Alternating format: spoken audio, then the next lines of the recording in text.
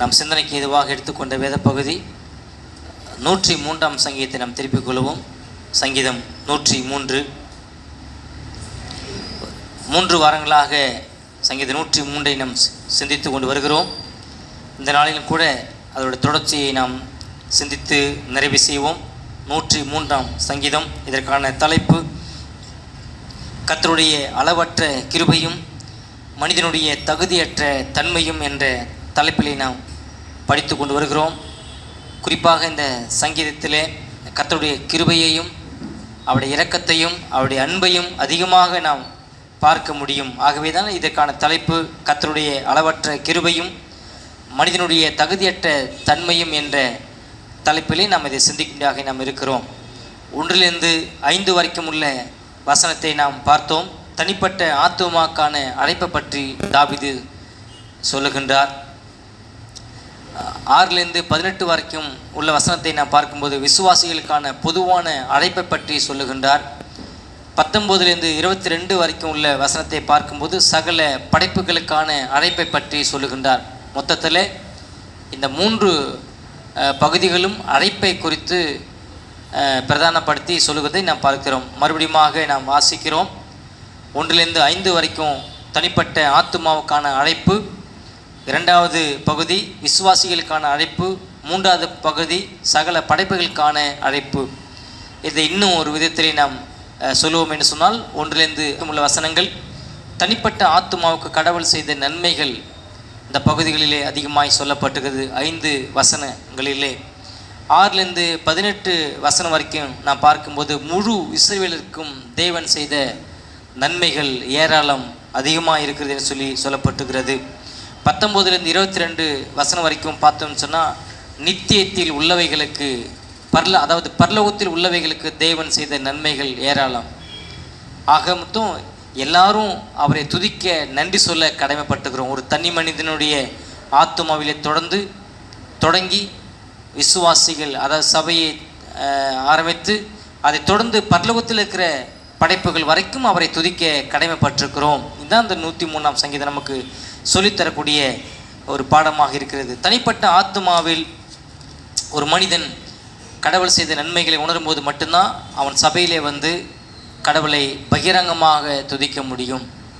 தனிப்பட்ட நிலையிலே கடவுளை சந்திக்காத ஒரு மனிதன், கடவுள் செய்த நன்மைகளை உணராத ஒரு மனிதன், கடவுள் செய்த நன்மையை பார்க்காத ஒரு மனிதன் சபையிலே பகிரங்கமாக தைரியமாக துதிக்க முடியாது, நன்றி சொல்ல முடியாது. இதை நாம் இந்த பகுதியிலேருந்து நாம் படித்து புரிந்து கொள்ளுகிறோம். எப்போ ஒரு மனிதன் துதிக்க முடியும், எப்போ ஒரு மனிதன் அவருக்கு நன்றி சொல்ல முடியும் என்று சொன்னால் தன்னுடைய தனிப்பட்ட ஆத்துமாவிலே கடவுளை அறிந்த போது மட்டும்தான் அவரை துதிக்க முடியும், நன்றி சொல்ல முடியும் என்பதை நாம் பார்க்கிறோம். முதலாவது தனியாக, 2வது சபையாக, 3வது தான் மற்றவர்களுக்கு நம்ம சொல்ல வேண்டிய கடமை பெற்றுக்கிறோம். இப்போ தான் சிறப்படாமல் தான்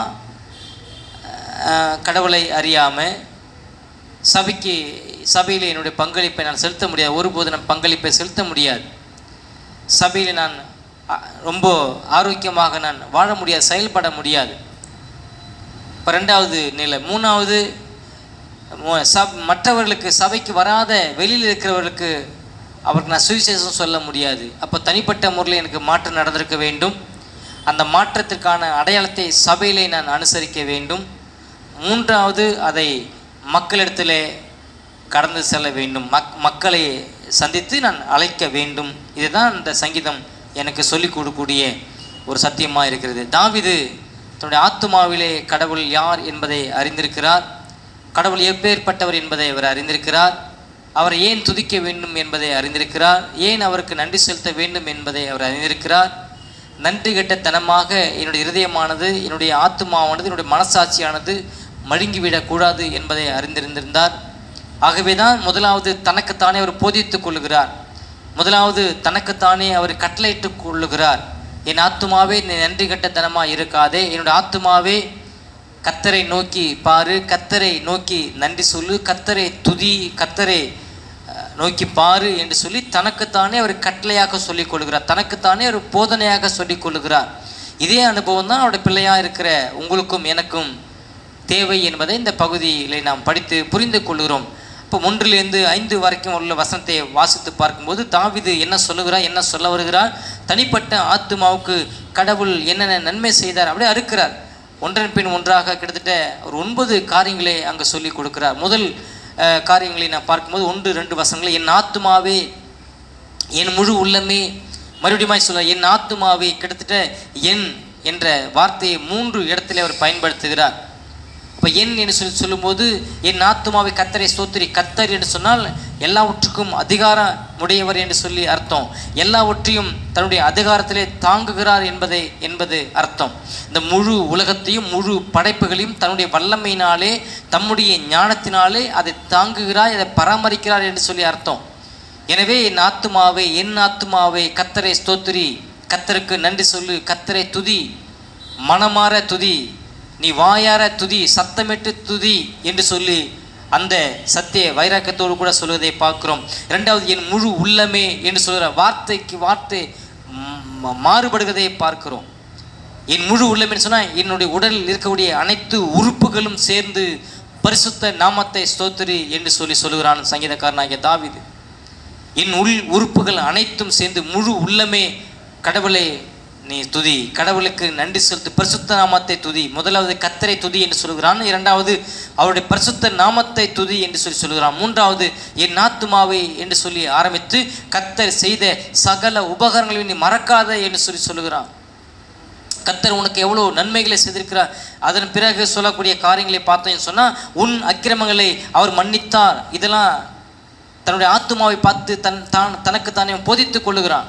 தன்னுடைய ஆத்துமாவை பார்த்து தனக்குத்தானே அவன் கட்டளையாக சொல்லிக் கொள்ளுகிறான். தன்னுடைய ஆத்துமாவை பார்த்து தனக்குத்தானே அவன் போதனை செய்து கொள்ளக்கூடிய ஒரு மனிதனாக இருக்கிறான். உன் அக்கிரமங்களை மன்னித்தார். என் ஆத்துமாவே உன் அக்கிரமங்களை கர்த்தர் மன்னிக்கிறார் அப்படின்னு சொல்ல, மன்னித்தார்.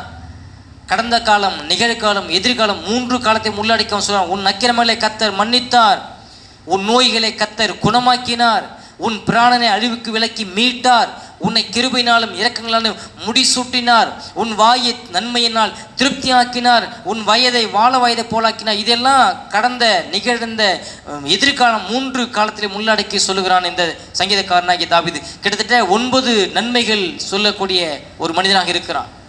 தன்னுடைய ஆத்துமாவை பார்த்து 9 நன்மைகள், 9 உபகாரங்களை அவன் சொல்லுகிறான். இந்த 9 உபகாரங்களும் 9 நன்மைகளும் சரீரத்தில் உண்டானது அல்ல, இதெல்லாம் ஆத்மாவில் நடக்கிற நன்மைகள் என்பதை அவன் வெளிப்படுத்துகிறான். சரீரத்தில் இல்லை.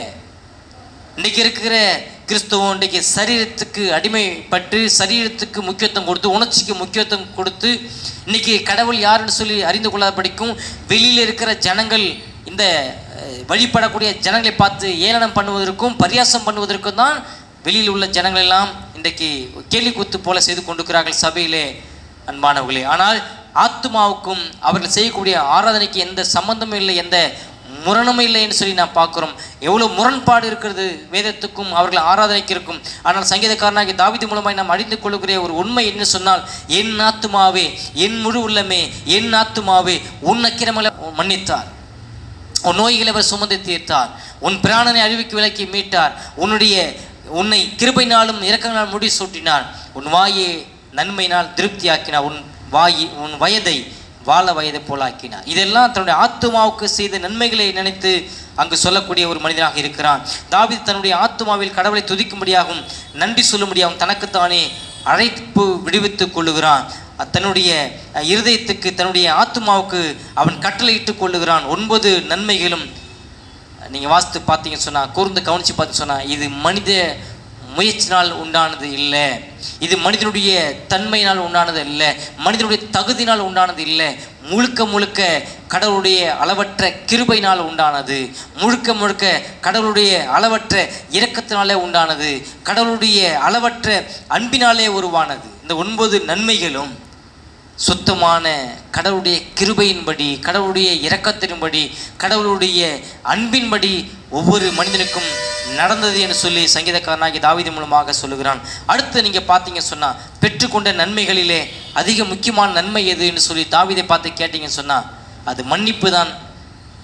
இந்த 9 நன்மைகளிலும் 9 உபகாரணங்களிலும் பிரதான உபகாரணம், பிரதான ஆசீர்வாதம் எதுன்னு சொன்னால் நான் மன்னிப்பை பெற்றது, கடவுளுடைய கரத்திலிருந்து, கடவுளுடைய சமூகத்திலிருந்து நான் மன்னிப்பை பெற்றது, இதுதான் எனக்கு முக்கியமான ஆசீர்வாதமாக இருக்கிறது, இதுதான் முக்கியமான ஒரு அதி முக்கியமான ஒரு மென்மையான ஒரு காரியமாக இருக்குது என்று சொல்லி சங்கீதக்காரனாகிய தாவீது இங்கே சொல்லுகிறதை நான் பார்க்கிறோம். மன்னிப்பை பெறாமல் ஒரு மனிதனும் இந்த பூமியிலே வாழ்ந்து எந்த பிரயோஜனமும் இல்லை என்பதை இதன் மூலமாக நாம் அறிந்து கொள்ளுகிறோம். மன்னிப்புங்கிற வார்த்தை அது சாதாரணமான ஒரு வார்த்தை இல்லைங்க.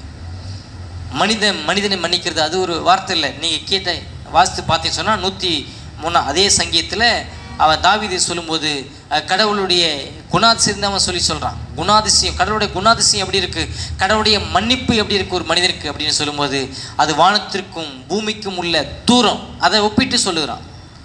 வானத்திற்கும் பூமிக்கும் உள்ள தூரத்தை யாராலும் கண்டுபிடிக்க முடியாது. அந்த அளவுக்கு மனிதன் மீது இருந்த கோபத்தை, மனிதன் மீது இருந்த தவறை கடவுள் மன்னித்திருக்கிறார். இப்போ மன்னிப்பு என்பது ஒரு சாதாரணமான ஒரு காரியம் அல்ல. மன்னிப்பதற்கும் கடவுள் மன்னிப்பதற்கும் வித்தியாசம் இருக்குது. மனிதன் மன்னிக்கிறேன்னு சொல்லி வாய் சொல்லி திரும்பி பார்க்கும்போது அதை மறக்காமல் பழிவாங்கிற குணமும் பழிவாங்கிற காரியமும் இருக்கிறது. ஆனால் கடவுள் மன்னிச்சிட்டேன்னு சொன்னால் அது மன்னிச்சது தான், திரும்பி பழிவாங்கிற குணம் கடவுளுக்கு கிடையாது. இதான் கடவுளுக்கும் மனிதனுக்கும் உள்ள வித்தியாசம். இந்த இடத்துல சங்கீதக்காரனாகிய தாவீது சொல்லும்போது நாம் மன்னிப்பை பெறாமல் பூமியில் வாழ்ந்து பலன் இல்லை என்பதை தாவீது மூலமாக நாம் சிந்திக்கிறோம். மன்னிப்பை பெறாமல் நாம் பூமியிலே ஆரோக்கியமாக வாழ்ந்து பிரயோஜனம் இல்லை என்று சொல்லுகிறான். நம் மன்னிப்பை பெறாமல், கடவுள் சமூகத்திலிருந்து மன்னிப்பை பெறாமல் நாம் அநேக சொத்து சுகத்தோடு வாழ்ந்து பிரயோஜனம் இல்லை என்று சொல்லுகிறான். நான் மன்னிப்பை பெறாமல் நான் பேர் புகழோடு அந்தஸ்தோடு வாழ்ந்து எந்த பிரயோஜனமும் இல்லை என்று சொல்லுகிறான் சங்கீதக்காரனாகிய தாவீது. ஆகவே உங்களையும் என்னையும் பார்த்து இந்த பகுதி சொல்லுது, உடைய பாவம் மன்னிக்கப்பட்டிருக்கிறதா, உடைய அக்கிரமங்கள் மன்னிக்கப்பட்டிருக்கிறதா. இதே சங்கீதக்காரனாகிய தாவீது 32ஆம் சங்கீதம் 1-2 வசனத்தை வாசித்து பார்த்தீங்கன்னு சொன்னால் வாசிங்க. 1-2 வசனத்தை 32ஆம் சங்கீதத்தில் சங்கீதக்காரனாகிய தாவீது இன்னும் நிச்சயத்தோடு கூட அங்கே சொல்லுகிறான், இன்னும் உறுதிப்பாட்டோடு கூட அங்கே சொல்லுகிறான். கடவுள் சமூகத்தில் மன்னிப்பு பெற்ற ஒரு மனிதனாக எவனுடைய மீறுதல் மன்னிக்கப்பட்டதோ, எவனுடைய பாவம் மூடப்பட்டதோ மன்னிக்கப்பட்டதோ அவன் பாக்கியவான். எவனுடைய அக்கிரமத்தை கர்த்தர் எண்ணாதிருக்கிறாரோ, எவனுடைய ஆவியில் கபடி இல்லாமல் இருக்கிறதோ அவன் பாக்கியவான். இங்கு சொல்லுகிறான் சங்கீதக்காரனாகிய தாவீது, எவனுடைய பாவம் மன்னிக்கப்பட்டது, எவனுடைய அக்கிரமம் மூடப்பட்டது, எவனுடைய ஆவியிலே கபடம் இல்லாமல் இருக்கிறது அவன் பாக்கியவான் என்று சொல்லுகிறான். இது எவ்வளோ பெரிய நிச்சயத்தை உண்டு பண்ணியிருக்கிறது சங்கீதக்காரனாகிய தாவீது. அதாவது வேதத்தை கையில் வைத்திருக்கிற நானும் நீங்களும், சபைக்கு வந்து கொண்டிருக்கிற நீங்கள் நானும் இந்த நிச்சயத்தோடு வாழ வேண்டும் என்பதை இந்த 103ஆம் சங்கீதம் எதிர்பார்க்கிறதன் மாணவர்களை உங்களிடத்தில் முன்னெடுத்திடும். நாம் மன்னிப்பை பெற வேண்டும். யார் இடத்திலிருந்து மன்னிப்பு பெற வேண்டும்? கடவுளிடத்திலிருந்து மன்னிப்பு பெற வேண்டும், கிறிஸ்துவனிடத்திலிருந்து மன்னிப்பு பெற வேண்டும். வேதம் அதுதான் உங்களிடத்தில் என்னத்திலும் எதிர்பார்க்கிறது. மன்னிப்பை பெறாமல் நாம் பூமியிலே வாழ்ந்து எந்த பிரயோஜனமும் இல்லை, எந்த பலனமும் இல்லை என்று சொல்லி வேதம் நமக்கு எச்சரிப்பாக கொடுக்கிறது.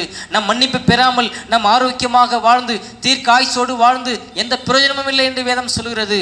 நாம் மன்னிப்பு பெறாமல், கடவுள் சமூகத்தில் மன்னிப்பு பெறாமல் சொத்து சுகத்தோடு ஆஸ்தியோடு பேர் புகழோடு அந்தஸ்தோடு நாம் வாழ்வது மரிப்பது என்பது எந்த அர்த்தமும் இல்லை, எந்த பிரயோஜனமும் இல்லை என்பதை சொல்கிறது வேதம். இந்த இடத்துல யார் யாரை மன்னிக்கிறது, யாரை மன்னிக்க முடியும் என்று சொன்னால் கிறிஸ்து ஒருவர் மட்டும்தான் மன்னிக்க முடியும். கிறிஸ்து ஒருவர் தான் மன்னிக்க முடியும். ஏன்னு சொன்னால் அவர் தான் காலையில் பார்த்தபடி கடவுள் தேவனாக இந்த பூமியிலே வராமல் அவர் மனிதனாக உங்களையும் என்னை போல மனிதனாக வந்தார். மனிதனுடைய பாவத்தை தான் எடுத்துக்கொண்டு சிலுவையிலே அவர் சுமந்து மரித்திருக்கிறார். ஒவ்வொரு மனிதனுக்காக சிலுவையிலே அவர் மரித்தார், அவர் நின்றார். என்னையும் எனவே அவருடைய சிலுவை மரணத்தின் மூலமாக இன்றைக்கு ஒவ்வொரு மனிதனுக்கும் மன்னிப்பை இலவசமாக கொடுத்திருக்கிறார். அந்த மன்னிப்பு எனக்கு தேவை என்பதை நானும் நீங்களும் இந்த காலை வேளையிலே உணர வேண்டும். மன்னிப்பு எவ்வளோ முக்கியம். உடைய வாழ்க்கையிலே மன்னிப்பு பெற்ற நிச்சயம் இருக்கிறதா? உடைய வாழ்க்கையிலே மன்னிப்பை குறித்த அக்கறை, மன்னிப்பை குறித்த பார்வை, மன்னிப்பை குறித்த புரிதல் உனக்கு எப்படி இருக்குது? இந்த காலை வேளையிலே கடவுள் உன்னுடைய பாவத்தை மன்னித்திருக்கிறாரா? அந்த நிச்சயம் உனக்குள்ளாய் இருந்து வருகிறதா என்று சொல்லி நீ ஆராய்ந்து பார்க்க வேண்டும். இந்த சங்கீதக்காரனாகிய தாவீதோடு கூட சேர்ந்து நாம் சொல்லும்போது கடவுளை துதிப்பதினாலும் கடவுளுக்கு நன்றி சொல்லுவதினாலும் வரக்கூடிய நன்மைகள், அதாவது என்னுடைய பாவம் மன்னிக்கப்பட்ட நிச்சயம் எனக்கு கிடைப்பதினாலும் வரக்கூடிய நன்மைகள் என்னவென்று சொன்னால் மனிதனுடைய ஆவி புதுப்பிக்கப்படுகிறது. கடவுளை துதிக்கும் போது, கடவுளுக்கு நன்றி சொல்லும்போது, இந்த நிச்சயத்தோடு, மன்னிக்கப்பட்ட நிச்சயத்தோடு கூட வாழும்போது என்னுடைய ஆவி புதுப்பிக்கப்படுகிறது. இதுதான் இந்த சங்கீதம் நமக்கு சொல்லிக் கொடுக்கக்கூடிய ஒரு பாடமாக இருக்குது. மனிதனுடைய ஆவி எப்பொழுது புதுப்பிக்கப்படுது என்று சொன்னால், கடவுளை துதிக்கும் போது, கடவுளை நன்றி சொல்லும்போது, தன்னுடைய ஆத்மாவிலே இப்படிப்பட்ட நிச்சயத்தோடு, இப்படிப்பட்ட புரிதலோடு நாம் அவரை துதிக்கும் போது, நாம் அவருக்கு நன்றி சொல்லும் போது என்னுடைய ஆவி உற்சாகப்படுத்தப்படுகிறது, என்னுடைய ஆவி புதுப்பிக்கப்படுகிறது, என்னுடைய ஆவிக்குரிய உறவு வளர்ச்சி அடைகிறது, கிறிஸ்துவை அறிந்து கொள்ள உதவி செய்கிறது, என்னுடைய விசுவாசம் அதிகரிக்க செய்யக்கூடியதாக இருக்கிறது, மனித சோர்வுகள் நீங்கக்கூடியதாக இருக்கிறது. உங்களுடைய வாழ்க்கையில் கடவுளை துதிக்கிற அனுபவம் இருக்கிறா? உங்களுக்கு கடவுளுக்கு நன்றி சொல்லக்கூடிய அனுபவம் இருக்கா? நான் எதுக்கு கடவுளை துதிக்கணும், நான் எதுக்கு கடவுளுக்கு நன்றி சொல்லணும், அவர் எனக்கு என்ன செய்தார் அப்படின்னு சொல்லி நான் கேட்கக்கூடிய ஒரு நபராக இருப்பீங்கன்னு சொன்னால், இந்த நிமிஷம் வரைக்கும் கடவுளுடைய இரக்கத்தை நீங்கள் பெறலை என்பதை நேரடியாக புரிந்து கொள்ள வேண்டும். கடவுளுடைய அன்பை நீங்கள் இன்னும் பார்க்கலை என்பதை புரிந்து கொள்ள வேண்டும். கடவுளுடைய கிருபையை நீங்கள் இன்னும் பார்க்கலைன்னு சொல்லி புரிந்து கொள்ள வேண்டும். உங்களை விட பரிதாபமான மனிதர்கள் இந்த பூமியில் வேறு யாரும் இருக்க முடியாது. கடவுளுடைய இரக்கத்தை நான் இன்னும் பார்க்கலைன்னு சொன்னால், கடவுளுடைய கிருபை இன்னும் பார்க்கலைன்னு சொன்னால், கடவுளுடைய அன்பை எனக்கு இன்னும் பார்க்கலைன்னு சொன்னால், எனக்கு இன்னும் புலப்படலை என்று சொல்லி சொன்னால், நான் எவ்வளோ பெரிய பரிதாபத்தில் இருக்கிறேன், எவ்வளோ பெரிய ஆபத்தில் இருக்கிறேன் புரிந்து கொள்ள வேண்டும். இந்த பகுதியிலே அதுதான் பார்க்குறோம். கடவுளை துதிக்கிறதுனால் வரக்கூடிய நன்மைகள், கடவுளுக்கு நன்றி சொல்லக்கூடியதனால் வரக்கூடிய நன்மைகள், என்னுடைய ஆவி புதுப்பிக்கப்படுகிறது.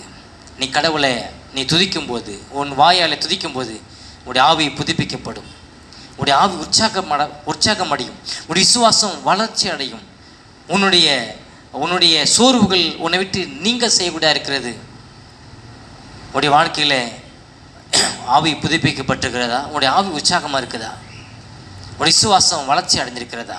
உன்னுடைய சோர்வுகள் நீங்கி இருக்கிறதா?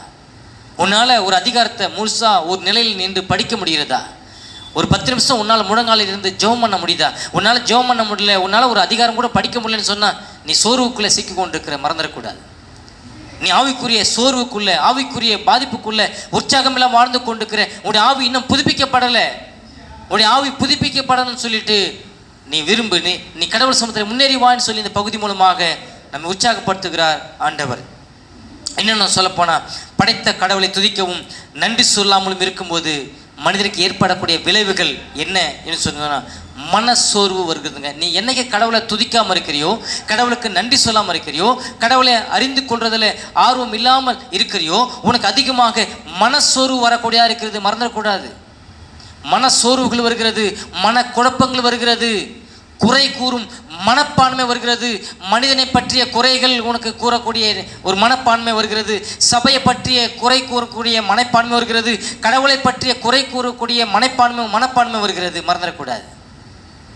சும்மா இல்லைங்க. கடவுளை நீ துதிக்காமல் இருக்கும்போது, கடவுளை நன்றி சொல்லாமல், கடவுள் செய்த நன்மைகளை எண்ணி பார்க்காமல் இருக்கும்போது, கடவுள் செய்திருக்கிற நன்மைகளை எண்ணி நீ துதிக்காமல் உன் வாயை நீ இருக்க கட்டி கொண்டு, உன் இருதயத்தை இருக்க கட்டி கொண்டு இருப்பாயானால் உனக்கு என்ன கிடைக்கிறது சொன்னால், மனசோர்வு கிடைக்கிறது, குழப்பம் கிடைக்கிறது. தாவீது சொல்லும்போது, கடவுளை துதிக்கும் போது என்னோட மனசோர்வுகள் நீங்குகிறது என்று சொல்லுகிறான், என்னுடைய ஆவி உற்சாகப்படுத்தப்படுகிறது என்று சொல்லுகிறான், என்னுடைய ஆவி புதுப்பிக்கப்படுகிறது என்று சொல்லுகிறான், என்னுடைய ஆவிக்குரிய உறவு நான் வளர்ச்சி அடைகிறேன் என்று சொல்லுகிறான். ஆகவே தான் நன்றி கட்டத்தனமாக இருக்காத ஆத்துமாவே அவரை ஸ்தோத்திரி, மனமாற ஸ்தோத்திரி, உள்ளான நிலைமையிலிருந்து, இல்லான இருதயத்திலிருந்து அவர் ஸ்தோத்திரி, நன்றி சொல்லு. அவர் செய்த சகல உபகாரங்களை மறக்காத. 9 உபகாரங்கள் செய்திருக்கிறார். 9 உபகாரங்களிலே, நன்மைகளிலே பிரதான நன்மை எது?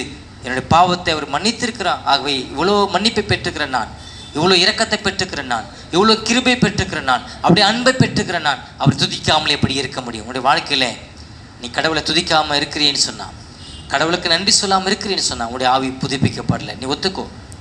கடவுளுடைய சமூகத்தில் உன்னுடைய குறைகளை ஒற்றுக்கொண்டு கடவுள் சமூகத்திலே நீ முன்னேறிப்போ என்று சொல்லி இந்த பகுதி மூலமாக நாம் எச்சரிக்கப்படுகிறோம். ஆகவே கடவுளை என்னை படைத்த தேவனை நான் துதிக்காமல் இருக்கும்போது, என்னை படைத்த தேவனை நான் நன்றி சொல்லாமல், அவர் செய்திருக்கிற நன்மைகளை எண்ணி பார்த்து நன்றி சொல்லாமல் வாழும்போது எனக்கு என்ன நடக்குது? மன சோர்வுகள் எனக்கு வருகிறது. 2வது, குறை கூறும் மனப்பான்மை வருகிறது. இன்னொரு மனிதனை பற்றி, அல்லது ஊழியக்காரனை பற்றி, அல்லது சபையை பற்றி, கடவுளை பற்றி, சூழ்நிலைகளை பற்றி குறை கூறக்கூடிய மனப்பான்மை வருகிறது. எதனால்? நான் கடவுளை துதிக்காமல் இருக்கிறதுனால விளைவு, கடவுளுக்கு நன்றி சொல்லாத இருக்கிறனுடைய விளைவு.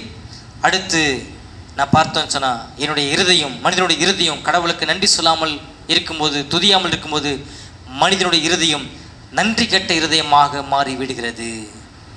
எவ்வளோ நன்மைகள் இன்றைக்கு நான் புலம்பல்ல சொல்கிறான் எரேமியா, தெய்வ மனுஷன் சொல்கிறான், நான் உயிரோடு இருக்கிறது கர்த்தருடைய சுத்த கிருபை என்று சொல்லுகிறான். நான் சாகாமல் பிழைத்திருக்கிறது அவருடைய இரக்கம் என்று சொல்லுகிறான் தாவீது.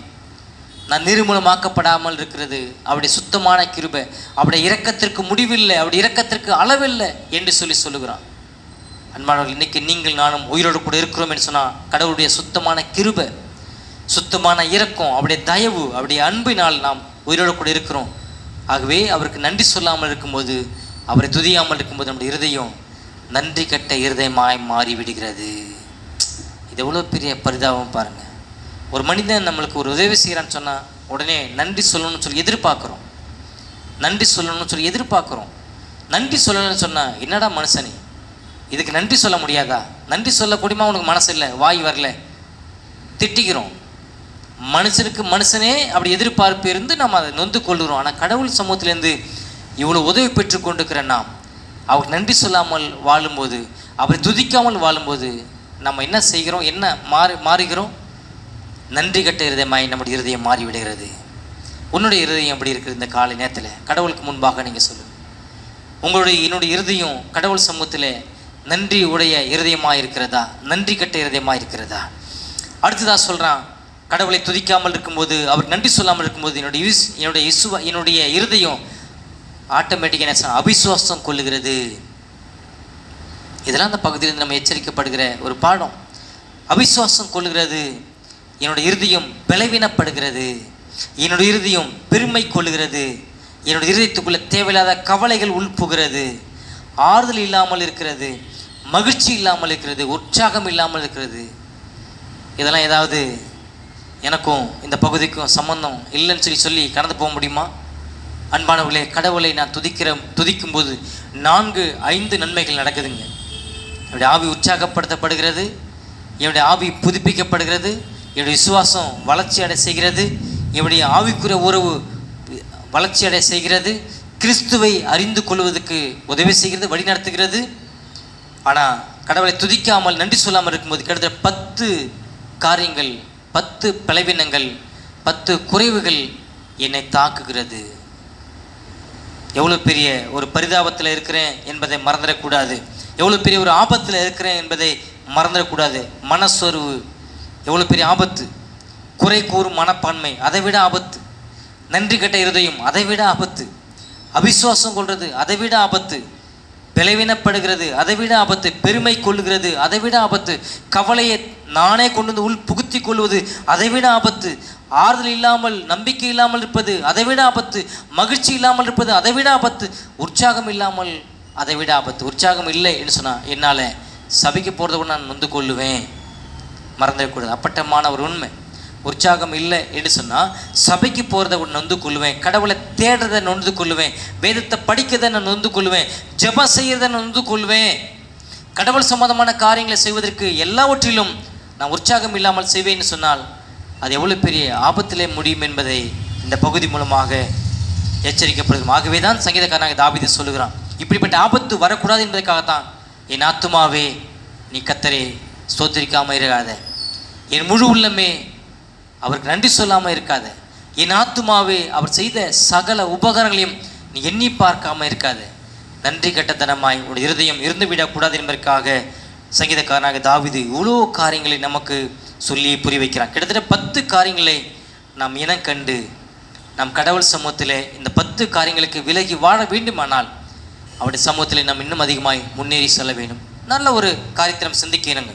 இந்த 10 காரியங்களும் எப்படி இனம் காணுவது, நான் எப்படி இதிலேருந்து விலகுவதுன்னு சொன்னால், உலக காரியங்களை கொண்டு வந்து நான் தீர்வை காணாமல் கடவுள் சமூகத்திலிருந்து இந்த பிரச்சனைக்கான தீர்வை நான் காண வேண்டும் என்று சொல்லி வேதம் கற்றுத்தருகிறது. அன்பானவர்களே, இந்த 10 பலவீனங்களையும், இந்த 10 குறைவுகளையும், இந்த 10 பாவங்களையும், இந்த 10 விதமான காரியங்களையும் என்னுடைய ஆவிக்குரிய காரியங்களை அது கெடுத்து விடக்கூடியதாக இருக்கிறது. ஆகவே இதை உலக காரியத்தோடு கொண்டு வந்து இதை நான் சரி செய்ய முயற்சி பண்ணாமல் கடவுள் சமூகத்திலிருந்து நான் கடவுளுடைய உதவியோடு இதை நான் சரி செய்ய நான் முயற்சி செய்ய வேண்டும். கடவுள் உதவியோடு உங்களுடைய ஆவியில் இப்படிப்பட்ட மாற்றங்கள் போராட்டங்கள் நடந்து கொண்டிருக்கிறார். ஆண்டவராக இயேசு கிறிஸ்து இந்த பூமியில் வாழும்போது அவர் நம்மை போல மனிதனாக வந்தார், பாடுள்ள மனிதனாக வந்தார். ஆனால் ஒரு நாளும் கூட அவருடைய ஆவி புதுப்பிக்கப்படாமல் அவர் வாழ்ந்ததே இல்லை, தெரியுமா? அவருடைய ஆவியிலே புதுப்பிக்கப்பட்டவராக வாழ்ந்தார். அவருடைய ஆவியில் உற்சாகத்தோடு கூட அவர் வாழ்ந்தார். தேவ உறவிலே பிதாவுடைய உறவிலே எப்போதும் அவர் தங்கியிருந்தார். மனித சோறுகளுக்கு அப்பாற்பட்ட நிலையிலே அவர் காணப்பட்டார். காரணம், வேதத்தாலும் ஜெபத்தாலும் தன்னை பாதுகாத்து கொண்டார். இந்த பூமியிலே அவர் வந்தபோது அவரும் மனிதனாய் வந்ததினாலே அவருக்கும் மனிதனுக்குரிய சோர்வுகள் இருந்தது, அவருக்கும் மனிதனுக்குரிய பலவீனங்கள் இருந்தது, அவருக்கும் மனிதனுக்கு வரக்கூடிய இந்த இப்படிப்பட்ட தாக்கங்கள் எல்லாம் இருந்தது, இருக்க தான் செஞ்சது. அதை எப்படி சரி செய்து கொண்டார்? பிதாவுடைய உறவிலிருந்து சரி செய்து கொண்டார், வேத வாசிப்பிலிருந்து சரி செய்து கொண்டார், ஜெபத்திலிருந்து தரித்து கொண்டார். மொத்தமாக பிதாவுடைய உறவிலிருந்து தன்னை முழுமையாக காத்து கொண்டார். அதுபோல நீங்களும் நானும் இந்த 10 குறைவுகளுக்கு விலகி வாழ வேண்டுமானால் நாம் கடவுளுடைய வார்த்தையிலிருந்து, கிறிஸ்துவிலிருந்து, பரிசுத்த ஆவியானவரிடத்திலிருந்து நம்மை காத்து கொள்ள முடியும். வேற எந்த வழியிலும் காத்து கொள்ள முடியாது. எழுதி வச்சுக்காங்க. கடவுள் தவிர, கடவுள் எழுதி கொடுத்துக்கிற இந்த வார்த்தையை தவிர, கடவுள் எழுதி கொடுத்துக்கிற பரிசுத்த ஆவியானவர் தவிர, இயேசு கிறிஸ்துவினுடைய சிலுவை மரணம் இல்லாமல் இந்த 10 பாவங்களுக்கும் 10 காரியங்களுக்கும் என்னாலும் உங்களாலும் விலகி வாழ முடியாது. நம்முடைய சுயத்தினாலே, சுய கட்டுப்பாட்டினாலே இதை நாம் விலகி வாழ முடியாது என்பதை நானும் நீங்களும் புரிந்து கொள்கிறோம். எபிரேயர் 5ஆம் அதிகாரம் 7ஆம் வசனத்திலிருந்து 10ஆம் வசனம் வரைக்குமாய் நாம் என்ன வாசிக்கிறோம் என்று சொன்னால், ஆண்டவராகிய இயேசு கிறிஸ்துவினுடைய அவருடைய பாடுகளை குறித்து இந்த அப்போஸ்தலனாகிய பவுல் இப்படியாக எபிரேயர் புத்தகத்தில் எழுதியிருக்கிறான். எபிரேயர் 5ஆம் அதிகாரம் 7ஆம் வசனத்திலிருந்து 10ஆம் வசனம் வரைக்கும் வாசிங்க. அவர் மாம்சத்திலிருந்த நாட்களிலே தம்மை மரணத்தினின்று ரட்சிக்க வல்லமை உள்ளவரை நோக்கி பலத்த சத்தத்தோடும் கண்ணீரோடும் விண்ணப்பம் பண்ணி வேண்டுதல் செய்து தமக்கு உண்டான பயபக்தி நிமித்தம் கேட்கப்பட்டு அவர் குமாரனாய் இருந்தும் பட்ட பாடுகளினாலே கீழ்ப்படிதலை கற்றுக்கொண்டு தாம் பூரணரான பின்பு தமக்கு கீழ்ப்படுகிற யாவரும் நித்திய ரட்சிப்பை அடைவதற்கு காரணமாகி மெல்கிசேதேக்கின் முறைமையின்படியான பிரதான ஆசாரியர் என்று தேவனாலே நாமம் தரிக்கப்பட்டார். அன்பானவர்களே, ஆண்டவர் இயேசு கிறிஸ்து இந்த பூமியிலே உங்களைப் போல என்னை போல ஒரு பாடுள்ள மனிதனாக வந்தார். நம்மை போல ரத்தமும் சதயம் உடையவராக இந்த பூமியிலே காலில் வாசித்தது போல அவர் ஏழ்மையின் கோலம், அடிமையின் ரூபம், அவர் தரித்திரத்தின் கோலத்திலே உங்களைப் போல என்னை போல சாதாரண மனிதனாக அவர் வந்தார். அப்படி மனிதனாக வந்த போதும் கூட இப்போ படித்த அந்த 10 பலவீனங்களும் 10 காரியங்களும் அவரிடத்திலும் பிரவேசிப்பதற்கு ஆச்சரியப்படுறதுக்கு ஒன்றும் இல்லை. ஆனால் அவர் எப்படி தன்னை காத்து கொண்டார் என்று சொன்னால், அவர் பிதாவுடைய சமூகத்திலே அவர் போகும்போதெல்லாம் அவர் எப்படியாக தன்னை காத்து கொண்டார் என்று சொன்னால், நம்முடைய வல்லமுள்ளவரை நோக்கி பலத்த சத்தத்தோடு அவர் ஜெபம் பண்ணினார், கண்ணீரோடு அவர் ஜெபம் பண்ணினார், சத்திய வைராகத்தோடு கூட அவர் ஜெபம் பண்ணியிருக்கிறார், கடவுள் சமூகத்தில் விழுந்து ஜெபம் பண்ணியிருக்கிறார். ஜெபத்தினாலும் வேத வாசிப்பினாலும் பிதாவுடைய உறவினாலும் தன்னைத்தானே அவர் காத்து கொண்டார். உங்களுக்கும் எனக்கும் எதுக்கு வேடம் கொடுக்கப்பட்டுகிறது? உங்களுக்கும் எனக்கும் இந்த ஜெப கூட்டம் எதுக்காக ஏற்படுத்தப்பட்டுகிறது? வாரந்தோறும் இந்த திருவிருந்து எதுக்காக அனுசரிக்கப்படுகிறது என்று சொன்னால், நானும் நீங்களும் நிறைவுள்ள தேவனை, சம்பூர்ணமான தேவனை நோக்கி பார்த்து இந்த குறைவுகளை நம்ம விட்டு விலகி காத்து கொள்ள வேண்டும் என்பதற்காக இப்படிப்பட்ட ஆவிக்குரிய ஆசீர்வாதங்கள் உங்களுக்கு எனக்கும் கொடுக்கப்பட்டிருக்கிறது, மறந்துடக்கூடாது. ஆகவே தான் சொல்கிறோம், வேதம் வாசித்தீங்களா? வேதம் படிக்கிறீங்களா? ஜெபம் பண்ணுறீங்களா? திரும்ப திரும்ப எதுக்கு நம்ம கேட்டுக்கொண்டே இருக்கிறோம்? ஒரு வாரம் வந்துட்டு ஒரு மாதம் நான் பேசாமல் லீவ் போட்டு சபையை மூடிட்டு போயிடலாம். அப்படி இல்லைங்க.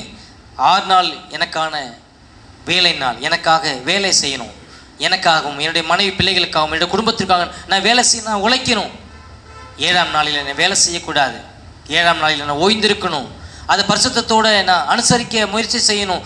என்னை படைத்தவருடைய நாள், என்னை படைத்தவரை சந்திக்கக்கூடிய நாள், என்னை படைத்தவரோடு கூட நான் உறவு கொள்ளக்கூடிய நாள், என்னை படைத்தவருடைய சத்தத்தை நான் கேட்கக்கூடிய நாள், என்னுடைய படைத்தவருடைய சத்தம் கேட்டு அவர் சித்தத்துக்கு நான் கீழ்ப்படியக்கூடிய நாள். அந்த நாளில் எந்த வேலையை நான் செய்யக்கூடாது.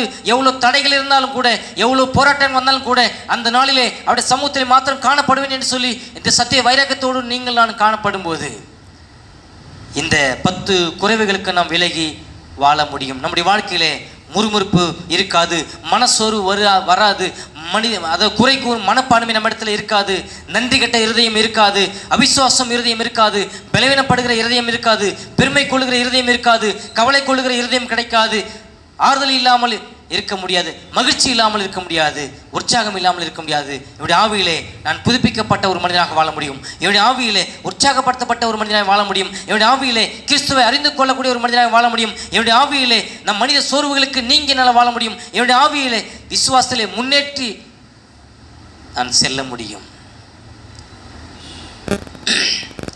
இவ்வளோ பெரிய தேவனை நீங்கள் நானும் பெற்றுக்கொண்டிருக்கிறோம்.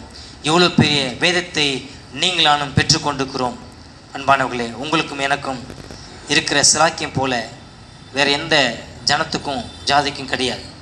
இவ்வளோ ஆசீர்வாதம், இவ்வளோ மேன்மை, இவ்வளோ சிலாக்கியம் உங்களுக்கும் எனக்கும், குறிப்பாக கேன்னூர் இந்த பட்டணத்தில் இந்த சபையில் இருக்கிற ஆசீர்வாதம் போல வேறு எந்த சபையிலும் இப்படிப்பட்ட ஆசீர்வாதமும் சிலாக்கியம் இல்லை. ஒத்துக்கொள்ள முடியுமா? எவ்வளோ வேத வசனங்கள் கடவுள் நம்ம இடத்துல கிருபையாக கொடுத்து கொண்டிருக்கிறார், ஆலோசனைகள் வழியாக கொடுத்து கொண்டிருக்கிறார், ஜெப கூட்டங்கள் வழியாக கொடுத்து கொண்டிருக்கிறார், வீடு சந்திப்பின் வழியாக கொடுத்து கொண்டிருக்கிறார். பல நிலைமைகளில் பல சந்தர்ப்பங்களிலே கடவுளுடைய இரக்கம் கொடுத்து கொண்டிருக்கிறது, கடவுளுடைய அன்பு நமக்கு கொடுத்து கொண்டிருக்கிறது, கடவுளுடைய தயவு, கடவுளுடைய கிருபை நம்ம கொடுத்து கொண்டிருக்கிறது. நமக்கு இதெல்லாம் புரிதா என்று சொல்லி இந்த வேளையிலே நாம் சிந்திக்க வேண்டியவர்களாய் நாம் இருக்கிறோம். அவர் சிலுவை வரைக்கும் அவருக்கு இருந்த நெருக்கடிகளை எப்படி சமாளித்தார்? அவர் ஜெபத்தினாலும் வேண்டுதலினாலும் பலத்த சத்தத்தோடு, சாதாரணமாக ஜெபிக்கல, பலத்த சத்தத்தோடு ஜெபிக்கிறார், பலத்த விண்ணப்பத்தோடு ஜெபிக்கிறார், கண்ணீரோடு ஜெபிக்கிறார். நீங்கள் தெய்வ சமூகத்துக்கு போகும்போது கண்ணீர் வரல அப்படின்னு சொன்னால் அந்த ஜெபத்தில் உப்பு சப்பு இல்லை, அந்த ஜெபம் உடைக்கப்படலை, அந்த ஜெபம் பாதிப்பை ஏற்படுத்தலை, அந்த ஜெபம் இருதயத்தில் எந்த தாக்கத்தை ஏற்படுத்தலை. உப்பு சப்பு இல்லாத சாப்பாடு எப்படி இருக்கும்? உப்பு இல்லைன்னா போய் சாப்பிட முடியுமா? உப்பு இல்லா பண்டம் குப்பை இல்லைன்னு சொல்கிற மாதிரி உங்களோட ஜெபம் குப்பையில் போடுறது போல் தான் அநேக நேரங்களில் உங்களோட ஜெபம் கேட்டதனுடைய நிச்சயம் உனக்கே இல்லை. அந்த நிச்சயமே இல்லாத எப்படி உன்னால் ஜெபம் பண்ண முடியும்? நிச்சயமே இல்லை, எப்படி அந்த ஜெபத்துக்கு பதில் கிடைக்கும்? எபிரேயர் புத்தகத்திலே சொல்லுகிறான், எபிரேயர் ஆக்கியோன் அவரை தேடுகிறவர்கள் எப்படிப்பட்டவர்களாக இருக்க வேண்டும்? 11ஆம் அதிகாரம் 6ஆம் வசனத்திலே சொல்லுகிறான், விசுவாசம் இல்லாமல் தேவனுக்கு பிரியமாயிருப்பது கூடாத காரியம்.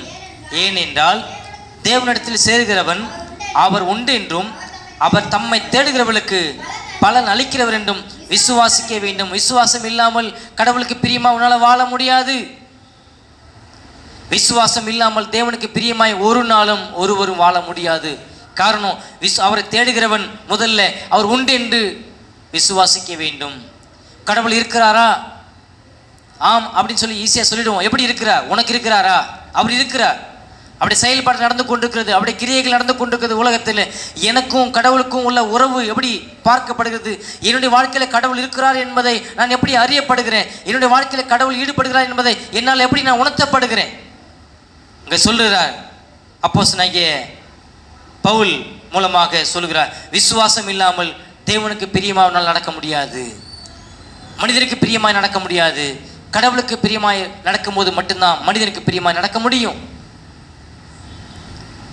உன்னுடைய உறவு கடவுளோடு இல்லை என்று சொன்னால் மனிதனோடு கூட சரியான உறவு இருக்காது, மறந்துடக்கூடாது. உன்னுடைய உறவு முதலாவது கடவுளோடு கூட இருக்க வேண்டும். கடவுளோடு இருக்கிற ஒரு உறவு மட்டும்தான் மற்ற மனிதனோடு கூட உறவிலே இருக்க முடியும். விசுவாசம் இல்லாமல் அவருக்கு பிரியமாய் வாழ்வது என்பது கூடாத காரியம். ஏனென்றால் தேவனிடத்தில் சேருகிறவன் முதலாவது அவர் உண்டு என்றும், கடவுளிடத்திலே போகிறவன் முதலாவது கடவுள் இருக்கிறாரப்பா, அதை நம்பணும். இரண்டாவது அவரை தேடுகிறவர்களுக்கு பலன் அளிக்கிறவர் என்று விசுவாசிக்க வேண்டும். உங்களுடைய வாழ்க்கையில் நம்பிக்கை இல்லாமல் ஓடிக்கொண்டிருக்கிறியா? இந்த நம்பிக்கையோடு கூட ஓடிக்கொண்டிருக்கிறியா? கடவுள் இருக்கிறார் என்று சொல்லி உன்னோட வாழ்க்கையில் நம்புகிறியா?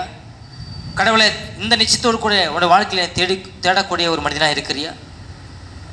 கிறிஸ்து தேவன் தொடர்ந்து தேடிக்கொண்டே இருக்கிறார்.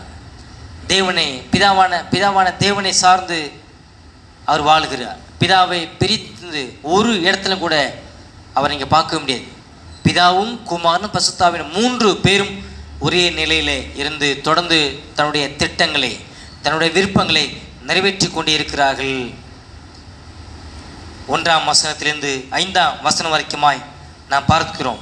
கடவுளை துதிப்பதனால் வரக்கூடிய நன்மைகள், அவருக்கு நன்றி சொல்லுவதனால் வரக்கூடிய நன்மைகள் என்ன என்பதையும் பார்த்தோம். கடவுளை துதிக்காமலும் நன்றி சொல்லாமல் இருக்கிறதுனால் வரக்கூடிய தீமைகள் என்னவென்றெல்லாம் நாம் பார்க்கிறோம். அன்பானவர்களே, இங்கே சங்கீதக்காரனாகிய தாவீது மூலமாக நாம் அறிந்து கொள்ளக்கூடிய பாடம், நம்முடைய ஆவி உற்சாகப்பட வேண்டும், நம்முடைய ஆவி புதுப்பிக்கப்பட வேண்டும், நம்முடைய ஆவிக்குரிய உறவு வளர்ச்சி அடைய வேண்டும், நாம் இன்னும் கிறிஸ்துவை அதிகமாக அறிந்து கொள்ள வேண்டும், நாம் இன்னும் கிறிஸ்துவை அதிகமாக நெருங்கி ஜீவிக்க வேண்டும். சொல்லப்போனால் மனித சோர்வுகள் நீங்கி நாம் வாழ வேண்டும், காணப்பட வேண்டும் என்பதை இந்த பகுதி நமக்கு முன்னுரைக்கிறது, எடுத்து காட்டுகிறது. எனவே நாம் மனித குறைவுகளுக்கு, மனித பலவீனங்களுக்கு விலகி நம்மை நாமே வாழ அழைக்கப்பட்டிருக்கிறோம். 6வது வசனத்திலிருந்து 18ஆம் வசனம் வரைக்குமாய் நாம் பார்த்தோம் என்று சொன்னால் வேகமாக சில காரியங்களை மாத்திரம் பார்த்து நிறைவு செய்வோம். இதில் மனிதனை பற்றி 10 காரியங்கள் சொல்லப்பட்டுகிறது. 6ஆம் வசனத்திலிருந்து 18ஆம் வசனம் வரைக்கும் கடவுளை பற்றியும் மனிதனை பற்றியும், தேவனுடைய நித்தியமும் மனிதனுடைய அநித்தியமும் என்று சொல்லி, கடவுள் நித்தியமானவராக இருக்கிறார், மனிதன் அநித்தியமானவனாக இருக்கிறான். இதில் 2 பேருக்கும் உள்ள வித்தியாசம், 2 பேருக்கும் உள்ள வேறுபாடு இந்த பகுதியிலே நாம் பார்க்குறோம். 6ஆம் வசனம் 18ஆம் வசனம் வரைக்கும் மனிதன் என்பவன் யார் என்று சொன்னால் கடவுளால் எப்பொழுதும் கடிந்து கொள்ளப்பட வேண்டியவன். மனிதன் என்பவன் யார் என்று சொன்னால் கடவுளுடைய கோபத்திற்கு எப்பொழுதும் ஆளான ஒரு மனிதன். மனிதன் என்பவன் யார்? பாவங்களுக்கும் அக்கிரமங்களுக்கும் தண்டிக்கப்பட வேண்டிய ஒரு மனிதன். மனிதன் என்பவன் யார்? மனிதன் மரத்தின் பூமியிலே வாழக்கூடிய ஒரு மனிதன். மனிதன் என்பவன் சபிக்கப்பட்ட ஒரு பூமியிலே வாழக்கூடிய ஒரு மனிதன். மனிதன் என்பவன் மண்ணால் உண்டான ஒரு மனிதன். மனிதன் என்பவன் அநித்தியமான ஒரு மனிதன். மனிதன் என்பவன் குறுகிய வாழ்க்கை வாழக்கூடிய ஒரு மனிதன். மனிதனுடைய வாழ்க்கை புல்லுக்கு ஒப்பாக இருக்கிறது, மனிதனுடைய வாழ்க்கை பூவுக்கு ஒப்பாக இருக்கிறது என்று சொல்லி ஒரு 10 காரியங்களை குறித்து சங்கீதக்காரனாகிய தாவீது, மனிதன் எந்த அளவுக்கு அநித்தியமானவன், மனிதன் எந்த அளவுக்கு அவன் இந்த தற்காலிகமானவன், இந்த உலகத்துக்குரியவன் என்பதை வேதம் மிக தெளிவாக திட்டமாக சொல்லுகிறது. 10 காரியங்களை குறித்து சொல்லுகிறது. ஆனால் கடவுளை குறித்து நீங்கள் பார்த்தீங்கன்னு சொன்னால் கடவுள் யார், கடவுள் எப்பேற்பட்டவர், அவருடைய குணாதிசயங்கள் என்ன, அவருடைய தன்மைகள் என்ன, அவருடைய செயல்பாடுகள் என்ன, எப்பொழுதும் கடவுள் இருக்கிறவராக இருக்கிறார். அவர் நீதி உள்ள தேவனாக இருக்கிறார், நீதியை செய்யக்கூடியவராக இருக்கிறார், நியாயத்தை செய்யக்கூடியவராக இருக்கிறார். தமது வழிகளை மோசேக்கு தெரியப்படுத்தினார், தமது செயல்களை இஸ்ரவேலருக்கு செயல்படுத்தினார், அதை விளங்கப்படுத்தினார், தெரியப்படுத்தினார். இன்று உங்களுக்கும் எனக்கும் அவருடைய வேத வார்த்தையிலிருந்து தெரியப்படுத்தி கொண்டிருக்கிறார், அப்படி உபதேசங்களிலிருந்து தெரியப்படுத்தி கொண்டிருக்கிறார். கடவுளுடைய கிரியைகள், கடவுளுடைய செயல்பாடுகள் இன்றும் நின்று பாடு இல்லை, தொடர்ந்து நடந்து கொண்டே இருக்கிறது. கடவுளுடைய செயல்களை நீங்கள் நானும் உற்று நோக்க வேண்டும், உற்று கவனிக்க வேண்டும். ஒவ்வொரு பகுதிகளிலும் கடவுளுடைய செயல்பாடுகள் இருக்கிறது, ஒவ்வொரு வழிகளிலும் கடவுளுடைய செயல்பாடுகள் இருக்கிறது, ஒவ்வொரு காரியங்களிலும் ஒவ்வொரு நன்மைகளிலும் கடவுளுடைய செயல்பாடுகள் இருந்த வண்ணமாக இருக்கிறது. அதை உற்று கவனிப்பாயானால் உனக்கு ஆசீர்வாதம், உற்று கொடுக்க தவறுவாயானால் அது உனக்கு சாபம். அதை மறந்துடக்கூடாது. கடவுளுடைய செயல்களை, கடவுளுடைய நன்மைகளை, கடவுளுடைய ஆசீர்வாதங்களை, கடவுளுடைய வழிகளை எல்லா விதங்களிலும் எல்லா வழிகளிலும் நீ உற்று நோக்க பழகி கொள்ள வேண்டும். எப்போது நீ பழக முடியும்? நீ வேதத்தோடு நேரத்தை அதிகமாய் செலவிடும் போது மட்டும்தான், கடவுளோடு நேரத்தை செலவிடும் போது மட்டும்தான் உன்னுடைய ஆண்டவரை நீ தேடி கண்டுபிடிக்க முடியும். கடவுளை நீ அறிந்து கொள்ள முடியும், கடவுளுடைய வழிகளை அறிந்து கொள்ள முடியும், கடவுளுடைய சித்தத்தை அறிந்து கொள்ள முடியும், கடவுளுடைய திட்டங்களை அறிந்து கொள்ள முடியும், கடவுளுடைய செயல்களை அறிந்து கொள்ள முடியும். அப்படி இல்லாவிட்டா உன்னால் ஒருபோதும் அறிந்து கொள்ள முடியாது. மனிதன் என்பவன் யார்? மனிதன் மரதின் பூமியிலே வாழக்கூடியவன், நன்றி கெட்ட நிலையிலே வாழக்கூடியவன், கடவுளுடைய கோபத்துக்கு கீழாக வாழக்கூடியவன், கடவுளால் தண்டிக்கப்பட வேண்டிய ஒரு மனிதன், கடவுளால் கடிந்து கொள்ளப்பட வேண்டிய மனிதன். உன்னுடைய கிரியைகளை பார்த்து ஒரு நாள் கடவுள் சந்தோஷப்படவே மாட்டார். உன்னுடைய கிரியைகளை பார்த்து எப்போதும் எரிச்சல் அடையக்கூடியவராக இருக்கிறார், உன்னை பார்த்து எப்போதும் கோபப்படக்கூடியவராக இருக்கிறார். நீ எப்போதும் தண்டிக்கப்பட வேண்டிய ஒரு மனிதன். அவர் அங்கே சொல்றார், மனிதனுடைய தண்டனைக்கு தக்க 103ஆம் சங்கீதத்தில் அவர் 6ஆம் வசனத்திலிருந்து நீங்கள் வாசித்து பார்த்தீங்கன்னு சொன்னால் மனிதன் மீது இருக்கிற அந்த கோபத்தை அங்கே சொல்லுகிறார். 8ஆம் வசனத்திலிருந்து கர்த்தர் உருக்கமும் இரக்கமும் நீடிய சாந்தமும் மிகுந்த கிருபையும் உள்ளவர், அவர் எப்பொழுதும் கடிந்து கொள்ளார், என்றைக்கும் கோபம் கொண்டீரார். அவர் நம்முடைய பாவங்களுக்கு தக்கதாக நமக்கு செய்யாமலும் நம்முடைய அக்கிரமங்களுக்கு தக்கதாக நமக்கு சரி கட்டாமல் இருக்கிறார். மனிதனுடைய கிரியைகளை பார்த்து, உன்னுடைய வாழ்க்கையை பார்த்து கடவுள் நியாயமாய் பார்த்தார், உன்னை தண்டிக்க வேண்டும், உன் மேலே எப்பவுமே கோபமாக இருக்கிறார், உன் மேலே எப்பொழுதும் சினமுள்ள தேவனாக இருக்கிறார். உன்னை எப்பொழுதும் தண்டிக்கக்கூடியவராக இருக்கிறார். ஆனால் அவர் தண்டிக்காமல் அவருடைய இரக்கத்தினால் உன்னை பாதுகாத்து கொண்டு வருகிறார். அவருடைய உருக்கத்தினால் உன்னை பாதுகாத்து கொண்டு வருகிறார். மிகுந்த தயவினால் உன்னை பாதுகாத்து கொண்டு இருக்கிறார். ஆகவே அவரை குறித்த எண்ணம், அவரை குறித்த சிந்தை உனக்கு குறைந்து கொண்டிருக்குது. கடவுள் இவ்வளோ நன்மை செய்து கொண்டு இருந்தும் கூட கடவுளுடைய நன்மையை உன்னால் பார்க்க முடியல. கடவுளுடைய நன்மைகளை அனுபவித்து கொண்டிருக்கிறோம். ஆனால் கடவுளுடைய நன்மைகளை உன்னால் பார்க்க முடியல. எவ்வளோ நன்றி கெட்ட இருதயம். கடவுள் இப்படிப்பட்ட மனிதனை பூமியில் நியாயமாக வைத்திருக்கணுமா? வைத்திருக்க கூடாதா? வைத்திருக்க கூடாது. என்னை சேர்த்தான் சொல்கிறேன். ஆனால் கடவுள் உயிரோடு கூட வைத்திருக்கிறார். அவருடைய கிருபை, சுத்தமான கிருபை. இதுதான் அவருடைய அளவற்ற கிருபை. இதுதான் அவருடைய அளவற்ற இரக்கம். இதுதான் அவருடைய அளவற்ற அன்பு. இந்த பகுதியில் கடவுளுடைய சுத்தமான கிருபை நாம் விளையாடி கொண்டிருக்கிறோம். கடவுளை பரிச்சை பார்த்து கொண்டிருக்கிறோம். அநேக நேரங்களில் அவரை நாம் என்னை போல தான் கடவுள் இருப்பார் என்று சொல்லி நாம் எண்ணிக்கொண்டிருக்கிறோம். அன்பானவர்களே, நியாயமாய் நாம் தண்டிக்கப்பட வேண்டியவர்கள் உன்னுடைய கிரியைகளை பார்த்து உன்னை தண்டிப்பாரானால்,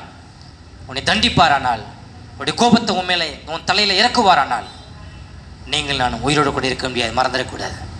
உன் மேலே கிருபியாக இருக்கிறா, உன் மேலே இரக்கமாக இருக்கிறா. இந்த நிமிஷம் வரைக்கும் இரக்கமாக இருக்கிறா. இந்த நிமிஷம் வரைக்கும் கிருபியாக இருக்கிறா. அவர் அங்கே சொல்கிறார், நம்முடைய பாவங்களுக்கு தக்கதாக நமக்கு செய்யாமல், நம்முடைய அக்கிரமங்கள் தக்கதாக நமக்கு சரி கட்டாமல் இருக்கிறார். அப்படி இரக்கம், அவருடைய கிருபை, அவருடைய தயவு நம்ம மேலே எவ்வளோ இருந்த வண்ணமாக இருந்து கொண்டிருக்கிறது. எவ்வளோ காரியங்களை சொல்லி கொண்டிருக்கிறார். இந்த இடத்துல மிகுந்த கிருபையுள்ளவராக இருக்கிறார். அவர் எப்போதும் கோபத்தோடு மனிதனிடத்தில் இருப்பார் என்று சொன்னால் நாம் பூமியிலே வாழ முடியாது, நிலை நிற்க முடியாது. கடவுளுடைய குணாதிசயங்கள் இன்றைக்கும் என்னிடத்திலும் உங்களிடத்திலும் தொடர்ந்து நடந்து கொண்டிருக்கிறது. அவருடைய கிருபையை குறித்து சொல்லும்போது வானத்தினுடைய அளவை நீங்கள் அளவிட முடியாது, பூமியினுடைய அளவை நீங்கள் அளவிட முடியாது, மேற்கினுடைய அளவை நீங்கள் அளவிட முடியாது, கிழக்கினுடைய நீங்கள் அளவிட முடியாது. இவ்வளோ தூரம் எப்படி இந்த கிழக்கும் மேற்கும் உள்ள தூரத்தை அளவிட முடியாதோ, எப்படி வானத்தையும் பூமியில் உள்ள அளவிடப்பட முடியாதோ, கர்த்தருடைய கிருபையை, கர்த்தருடைய இரக்கத்தை, கர்த்தருடைய தயவை, கர்த்தருடைய அன்பை உன்னாலும் என்னால் அளவிட முடியாது, புரிந்து கொள்ள முடியாது. எவ்வளோ பெரிய இந்த ஆண்டவர், எவ்வளோ பெரிய ஆண்டவர். உங்களையும் என்னை அவர் படைத்தவர், உங்களுக்கும் எனக்கும் குடும்பத்தை கொடுத்தவர், உங்களுக்கும் எனக்கும் ஜீவனை கொடுத்தவர், உங்களுக்கும் எனக்கும் நன்மைகளை தொடர்ந்து வழங்கி கொண்டிருக்கிறவர். அவருடைய சித்தத்தை அறிந்து கொள்ள வேண்டும் என்று விரும்புகிறார். அவருடைய சத்தத்துக்கு நாம் கீழ்ப்படிய வேண்டும் என்று சொல்லி விரும்புகிறார். அவருடைய சித்தத்துக்கு நாம் ஒப்பு கொடுக்க வேண்டும் என்பதை விரும்புகிறார். அது மட்டும் இல்லை, இன்னொரு வசனத்தை வாசித்து நிறைவு செய்வோம். அங்கே சொல்கிறாரு, 13ஆம் வசனத்தில் சொல்கிறாரு, தகப்பன் தன் பிள்ளைகளுக்கு இறங்குகிறது போல கர்த்தர் தமக்கு பயந்தவர்களுக்கு இறங்குறார். ஒரு தகப்பன் பிள்ளையுடைய உறவை சொல்லி அங்கே சொல்கிறார். ஒரு தகப்பன் தன் பிள்ளைக்கு எப்படி இறங்குகிறானோ, இரக்கம் பாராட்டுகிறானோ, எப்படி உதவி செய்கிறானோ, அதே போல கடவுள் தம்முடைய பிள்ளைகளுக்கு உதவி செய்கிறார். நீ அவருடைய இதுக்கெல்லாம் இந்த தகுதியெல்லாம் அடைவதற்கு ஒரே ஒரு தகுதி தாங்க. அந்த 9 நன்மைகள், 9 ஆசீர்வாதங்களில் என்ன முதன்மையான ஆசீர்வாதம்? மன்னிப்பு. நீ கடவுள் சமூகத்தில் மன்னிப்பு பெற்ற ஒரு மனிதனாக இருக்கும்போது மட்டும்தான் அந்த உரிமை, இந்த சிலாக்கியம், இந்த அந்தஸ்து எல்லாம் கிடைக்கும். நீ மன்னிப்பை பெறவில்லைன்னு சொன்னால் இந்த உரிமை உனக்கு கிடையாது. இதில் பங்கு இல்லை, பாத்தியம் இல்லை, அவ்வளோதான், முடிஞ்சிச்சு. நீ மன்னிப்பை பெறாத இன்னைக்கும் வாழ்ந்து கொண்டிருப்பாயானால், கடவுளுடைய இரக்கத்தை பெறாத ஒரு மனிதனாக வாழ்ந்து கொண்டிருப்பாயானால், கடவுளுடைய அளவற்ற கிருபையை நீ உணராமல் வாழ்ந்து கொண்டிருப்பாயானால் நீ பூமியில் வாழ்ந்து பிரயோஜனம் இல்லை. நீ ஆரோக்கியமாக வாழ்ந்து பிரயோஜனம் இல்லை. நீ சுகத்தோடு வாழ்ந்து பிரயோஜனம் இல்லை. பேர் புகழோடு நீ வாழ்ந்து பிரயோஜனம் இல்லை. இதாங்க சொல்கிறேன், உன்னுடைய பாவம் மன்னிக்கப்பட வேண்டும். உன்னுடைய ஆத்துமாவில் இப்படிப்பட்ட நம்பிக்கை காணப்படுகிறதா? இப்படிப்பட்ட நிச்சயம் உனக்கு காணப்படுகிறதா? யாருங்க சொல்லுவோம்? அந்த உலகத்தில் எல்லா கடவுளையும் எல்லா மதத்தையும் நீங்கள் எடுத்துக்கொள்ளுங்க, தகப்பன் பிள்ளைக்கு உள்ள அந்த உறவை இந்த வேதம் மட்டும்தாங்க சொல்லுது. கடவுளுடைய வார்த்தை மாத்திரம் சொல்லுது. அப்பா புள்ளைங்கிற அந்த உறவை அவருடைய வார்த்தை மாத்திரம், வேற யாரும் சொல்லலை. இந்த அப்பாவுடைய அன்பை உனக்கு புரியுதா? இந்த அப்பாவுடைய இரக்கம் உனக்கு புரியுதா? இந்த அப்பாவுடைய கரிசனை உனக்கு புரியுதா? இந்த அப்பாவுடைய பராமரிப்பு உனக்கு புரியுதா? விளையாடி கொண்டிருக்கிற அநேக நேரம் நீ கடவுளுடைய இரக்கத்தை உதாசீனப்படுத்தி கொண்டிருக்கிற, காலால் எட்டி உதைச்சி கொண்டிருக்கிற, அவரை நசுக்கி கொண்டிருக்கிற, அவருடைய கிருபையை போக்கடிச்சு கொண்டிருக்கிற. யோனா புத்தகத்தில் சொல்கிறார், கிருபையை போக்கடிக்கிற மக்கள். அதுதான் கிருபையை நீ போக்கடிச்சு கொண்டிருக்கிற, கிருபையை நீ உதாசீனப்படுத்தி கொண்டிருக்கிற, கிருபையை நீ அலட்சியப்படுத்தி கொண்டிருக்கிற, கிருபை உன்னை தேடி கொண்டு வந்து கொண்டிருக்கிறது, அப்படி இறக்கம் உன்னை தேடி வந்து கொண்டிருக்கிறது, அப்படி தயவு உன்னை தேடி வந்து கொண்டிருக்கிறது, நீ உதாசனப்படுத்தி கொண்டிருக்கிற. அன்பானவர்களே, இதுக்கு விலகி வாழ வேண்டும் என்பதை வேதத்தின் மூலமாக நானும் நீங்களும் எச்சரிக்கப்படுகிறோம். முதல் 5 வசனத்திலே நாம் பார்க்கிறோம், கடவுளை துதிப்பதனால் வரக்கூடிய நன்மைகள், அவர் நன்றி சொல்வதனால் வரக்கூடிய நன்மைகள். மனிதனுடைய ஆவி உற்சாகப்படுகிறது, புதுப்பிக்கப்படுகிறது, ஆவிக்குரிய வளர்ச்சி, உறவு வளர்ச்சி அடைகிறது, கிறிஸ்துவை அதிகமாய் அறிந்து கொள்ள உதவி செய்கிறது, மனித சோர்வுகள் நீங்குகிறது. எப்போ? கடவுளை நான் இந்த நிச்சயத்தோடு, மன்னிக்கப்பட்ட நிச்சயத்தோடு நான் துதிக்கும் போது, நன்றி சொல்லும்போது. அவரை நான் துதிக்காமல் படைத்த தேவனை யார் என்று அறிந்தும் அவரை துதிக்காமலும் அவரை ஸ்தோத்திரியாமலும் அவரை மகிமைப்படுத்தாமலும் நான் இருக்கும்போது மன சோர்வுகள் வருகிறது, குறை கூறும் மனப்பான்மை வருகிறது. கடவுளை பற்றி குறை கூறுவது, சபையை பற்றி குறை கூறுவது, மனிதனை பற்றி குறை கூறுவது மனிதனுடைய இருதயம் நன்றி கட்டுறதுமாக மாறிவிடுகிறது. அவிசுவாசம் கொள்ளுகிறது, பெருமை கொள்ளுகிறது, பலவீனப்படுகிறது, கவலை கொள்ளுகிறது, ஆறுதல் இல்லாமல் இருக்கிறது, மகிழ்ச்சி இல்லாமல் இருக்கிறது, உற்சாகம் இல்லாமல் இருக்கிறது. இந்த 10 காரியங்களுக்கும் விலகி நீ வாழும்போது, பாவ மன்னிப்பு பெற்ற நிச்சயத்தோடு வாழும்போது, தகப்பன் பிள்ளை என்ற அந்த உறவுக்குள்ளாக, அந்த அந்தஸ்துக்குள்ளாக, அந்த உரிமைக்குள்ளாக, சிலாக்கியத்திற்குள்ளாக நான் வர முடியும். அப்படி வார்த்தை சொல்கிறது, நான் பயமுள்ள ஆவியை பெறாமல் அப்பா பிதாவே என்று கூப்பிடப்படின புத்திர சுவிகாரத்தின் ஆவியை உங்களுக்கும் என கொடுத்திருக்கிறார். அப்பா புள்ள உறவு இந்த வேதம் மட்டும்தான் உங்களுக்கும் என கற்று தருகிறது. ஆகவே இந்த உறவை, இந்த உரிமையை பெற்றுக்கொள்ள வேண்டும் என்று கடவுள் அழைக்கிறார். அப்படி சத்தத்துக்கு கீழ்ப்படிவோம், அப்படி நமக்கு மகிமை செலுத்துவோம். கர்த்தர் தாமே இந்த சிந்தனை நமக்கு ஆசீர்வாதம் தருவராக, நாம மகிமைப்படுவதாக.